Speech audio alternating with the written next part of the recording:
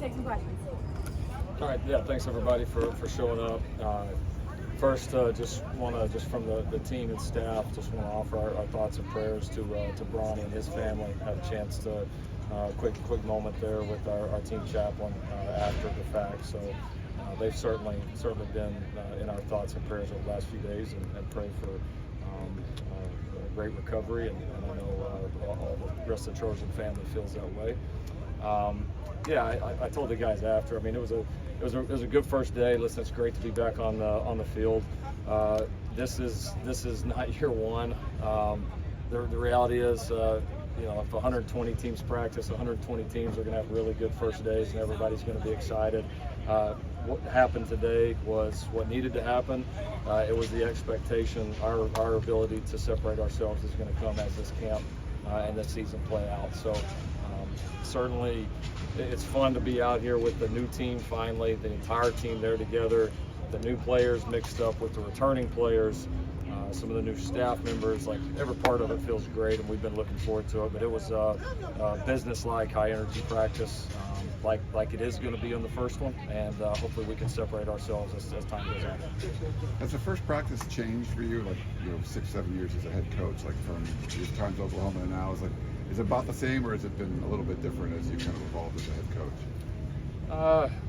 You get more used to the role, but very similar. The rules have not changed much in terms of kind of how you can practice and what the goals are for the first few days. And so, I think each team and each situation is different, and what you're building. Last year's certainly still, because the obviously new program, new setting, new everything, felt very different.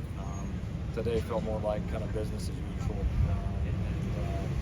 We were able to hit the field running certainly more efficient group in terms of just the players, the operation practice, everything much smoother right now. Alex talked yesterday about going back and watching practice for the first time as he was kind of doing deep dives this past summer. What revelations, if any, maybe came from that? Just kind of watching the defense. I don't know if they're revelations, but you're able to start piecing together, why things went well, and what you did to make them go well, the things that didn't go well, why they didn't, and again, what happened or didn't happen because of that. And I think the biggest thing is we're looking at it with an eye towards the future, right? And how can we improve as a staff, pushing these guys, putting these guys in position to be successful? How can the players improve? How can you illustrate that the things you do here in practice on a weekly basis truly do show up in the games, good or bad? And we were able to find a lot of that. Listen, you look at, early on in the season, the way we were playing, the way we were practicing, certainly correlated, and there was a lot of very positive things. We did a great job, I thought, all season long as far as creating turnovers and emphasizing turnovers in practice, and we were one of the best teams in the country at that. But you certainly can look at some of the games toward the end of the season and see, energy level, practice level, some of that drop, and then some of the mental mistakes show up that plagued us in the second half of the year. And so it certainly always carries over. And you do what you have to do to address it. You make the coaching adjustments. You build a better roster. You build a deeper, more competitive roster. And I feel like we've done all of those things and have a setup to not only start well, like we said today, but sustain it. Did you see Alex attack this offseason any differently than you have in the past? He's a really good coach. So, he's going to make adjustments. All he cares about is winning and our defense playing to the level that we expect here, which is a high level defense, one of the best defenses in the country. Like, that is absolutely the expectation. And I think each year as a coach, what you have to do and what the team and the players need you to do to help get to that point, it's not always the same, right? Every group's different, every situation that you come into is different. So we peeled back the layers, we identified where we needed to improve, where I needed to improve, where he needed to improve, the staff, the players, the program, the practices, everything, and then we put a plan in place. And he's as motivated as any person in this building right now, but I don't know that that's any different than Alex that I've seen for the last 4 years. What was the biggest factor moving Jonah to the left tackle? We're going to look at it early here in camp. We practiced the other way in spring with him at right and Tarquin at left. Tarquin's got experience playing both. Jonah and obviously just his experience within our system and the quality of player he's become. There's just a lot of comfort there, right? That he certainly can do it. And so we worked both through the summer. I'm sure we'll work both into camp, and knowing how these seasons go, there's a good chance that both those guys are going to be guys that may have to move around, along with Mason Murphy. I put him in that category, and several others in our group. So working combinations, and we felt like this was the best one to start camp with. Have the priorities changed at all heading into week one this year versus last year? The priorities changed. I think we all feel like we're further ahead, right? There's a starting point that's much different than a year ago at this time, and so, and I think the goals in terms of what we want to accomplish in this camp probably are a little different that way. Maybe less familiarized and more.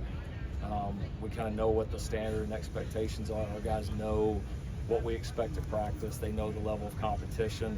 And so how do we rise and take that climb and continue to take the next steps? And so I would say more of an emphasis on that right now. How does your confidence level in Caleb and Miller compare to maybe some of the other duos that you've had as a head coach at that position? It's as high as any room that I can remember. I mean, it's especially having them both now for what's going to be multiple years. And you throw in, and I would just say with the holder, and then you throw in a really talented freshman that's got a chance to become a very good player, and then the value Jake Jensen brings, kind of being the steady guy in that room that is always there. It's hard this day and age to have four guys in the room that you feel like we could go play and go win and go play well with. It's hard to do, and we're fortunate to have that right now.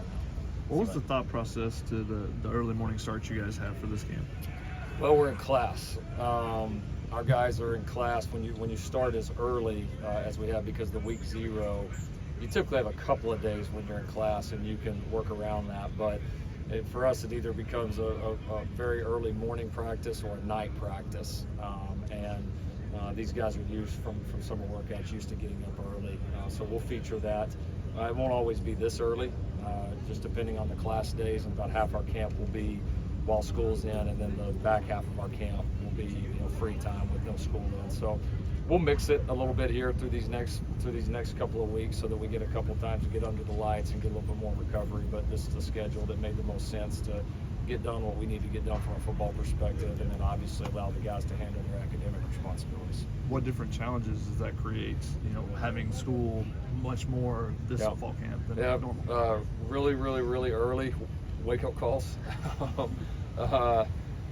And probably, I would say with that, I think just that it's more for the players, right? They have to balance when all this is over, like they're going to class and then they're coming back over here for a full afternoon, whereas when you get to later, when we're not in class, we'll have a lot of activities in the morning. They'll get a chance to go rest and recover and sleep and kind of get away from it. So for our guys in class, it's a challenge, but it takes what it takes. Let's do one more. Bear was limited today. Do you expect that to be something that holds up through these first couple of weeks? And what does he just generally add to that room once you're able to get him full go? Yeah, just a very minor soft tissue.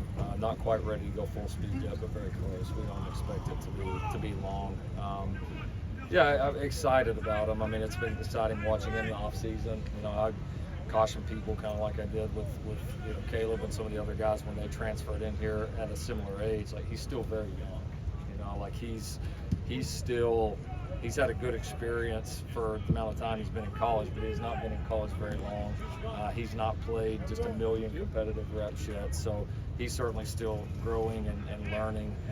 But yeah, I mean, you can tell, just the size, the mass, the physicality, combined with the athleticism there in the middle of the defense. I mean, hard to imagine him not being a real factor. And obviously, we'll be eager to get him full go and get him out here where he can participate fully. Thank you, Coach Riley. Thanks, everyone.